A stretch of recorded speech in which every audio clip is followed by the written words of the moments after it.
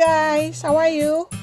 So today our recipe is marinated golden brown fried chicken with mashed squash gravy, my newly discovered gravy. Something new and something special and very healthy. For this recipe, we will just need 250 grams of fresh squash, 1 can evaporated milk, and salt and spices. Of course, a little butter.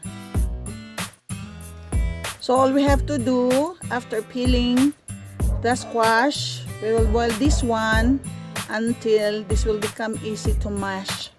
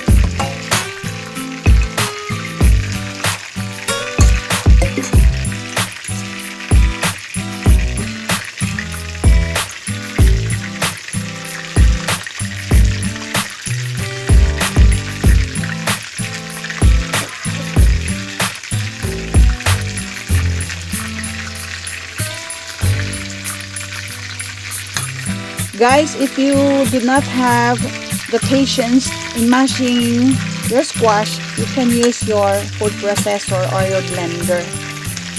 But right now, I'm just mashing it because I want some bits to be left in my gravy.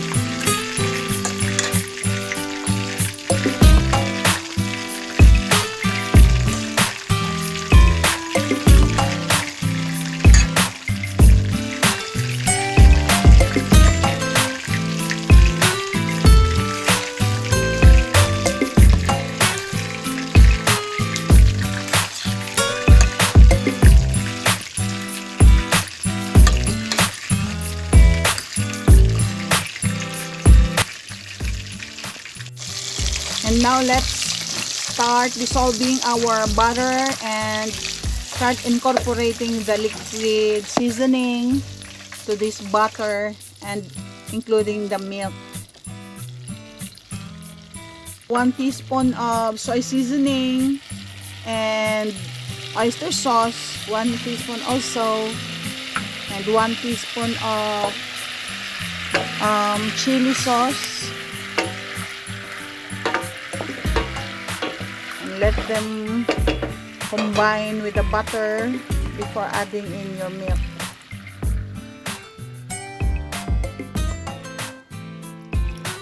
If you want your gravy to be more sticky, then just lessen the liquid, or maybe you'll just use half of the milk.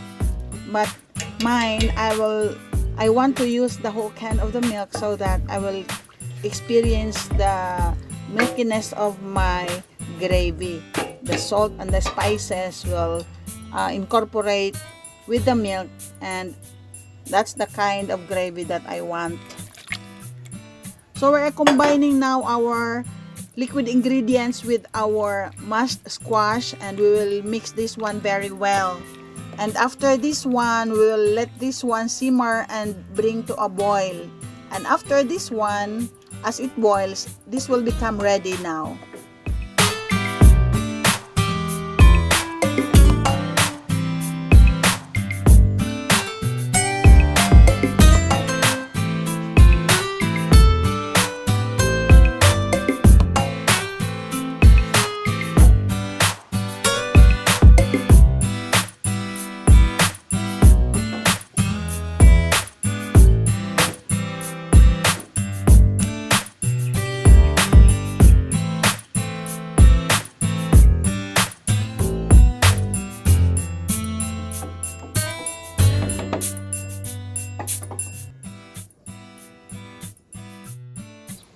And now guys, we are down to our last recipe. That's called marinated golden brown fried chicken.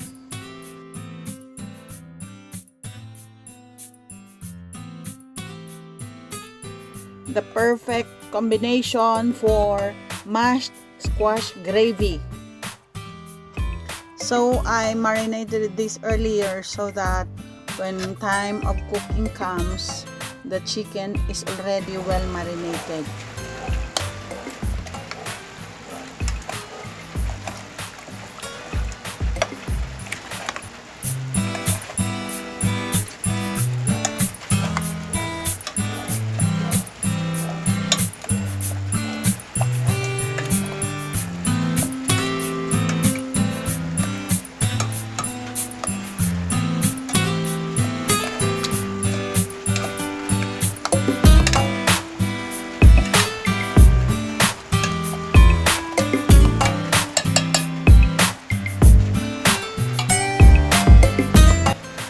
And once this is ready for cooking, after the time of marination, I will let the marinade boil with the chicken so that the taste of the marinade will be infused to the chicken. And as I will fry this one, the result will be super crispy because I have cooked already the chicken. So before I will deep fry this one, I will make a breading, 1/2 cup of flour and 1/2 cup of breadcrumbs, and 1 teaspoon of 3-in-1 chili sauce.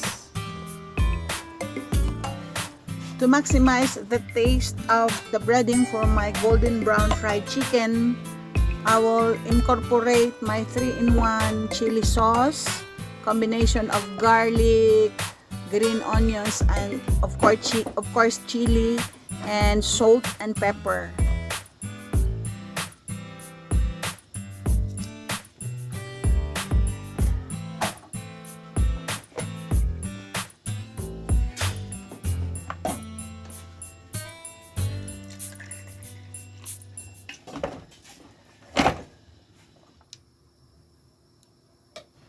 And we will now fry our chicken, guys. This is already half cooked.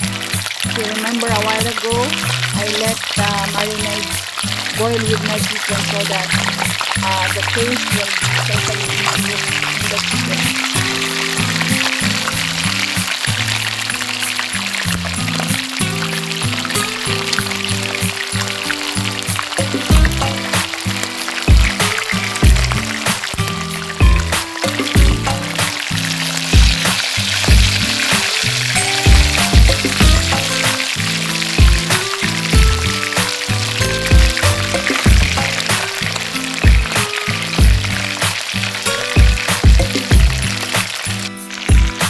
Now guys, look at our chicken. This is becoming golden brown and this is beautiful to look at. I know this is very crispy.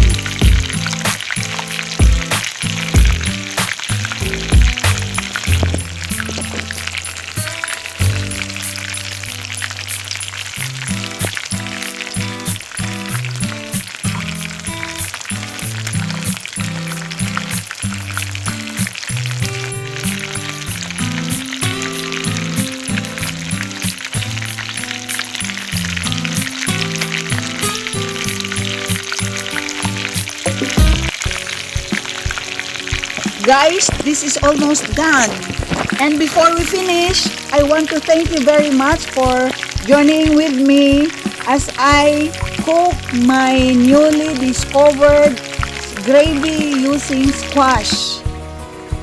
I hope you like this recipe, and if you do, please don't forget to hit like, share, and subscribe buttons, and also click the notification bell, guys, so that you will get notified for our daily video uploads. Guys, friendly reminders: to avoid boredom, you can use cooking as your hobby for you to enjoy. And that's it for today, guys. Remember, life is short. So love unconditionally. Love your family. Love yourself. And above all, love God.